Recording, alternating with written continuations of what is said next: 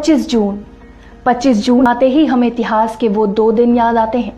एक वो जब 1983 में लॉर्ड्स की बालकनी में कपिल देव वर्ल्ड कप हाथों में लिए खड़े थे और पूरा देश सड़कों पर जश्न मना रहा था।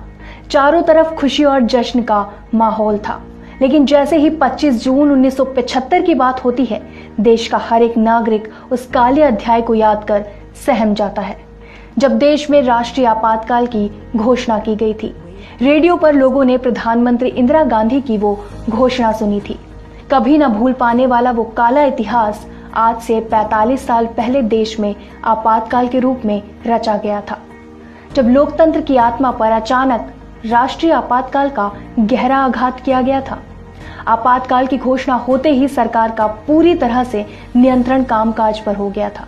उस दौरान सरकार के खिलाफ बोलने को राष्ट्रद्रोह माना जाता था। सरकार के कई ऐसे कार्य थे जो लोकतांत्रिक व्यवस्था के लिए उचित नहीं थे, इसलिए सच कहने की भी इजाजत नहीं दी गई थी। उस दौर में जिसने भी सच कहने की हिम्मत दिखाई, वो सरकार के विरोध के साथ देश का विरोध माना गया। इसलिए मीसा कानून के तहत उन सभी को जेल में बंद कर दिया गया जो सरकार के खिलाफ मुखर होकर आवाज उठा रहे थे। आपातकाल में लोकतांत्रिक मूल्यों का पूरी तरह से गला घोट दिया गया। जनचेतना को दबाने का प्रयास किया जा रहा था। जब तत्कालीन प्रधानमंत्री इंदिरा गांधी के खिलाफ राष्ट्रव्यापी आंदोलन तेज हुआ, तब उस दौरान के तत्कालीन राष्ट्रपति फखरुद्दीन अली अहमद ने तत्कालीन प्रधानमंत्री इंदिरा गांधी के नेतृत्व वाली सरकार की सिफारिश पर भारतीय संविधान की धारा 352 के अधीन देश में आपातकाल की घोषणा की थी। स्वतंत्र भारत के इतिहास में ये सबसे विवादास्पद काल था। आपातकाल में चुनाव स्थगित हो गए थे। इसे आजाद भारत का सबसे विवादास्पद दौर भी माना जाता है। वहीं अगली सुबह यानी 26 जून को समूचे देश ने रेडियो पर इंदिरा गांधी की आवाज में आपातकाल की घोषणा के बारे में सुना। आपातकाल के पीछे कई वजहें बताई जा रही थी, जिसमें सबसे अहम है 12 जून 1975 को इलाहाबाद हाईकोर्ट की ओर से इंदिरा गांधी के खिलाफ दिया गया फैसला। कहा जाता है कि आपातकाल की नींव 12 जून 1975 को ही रख दी गई थी।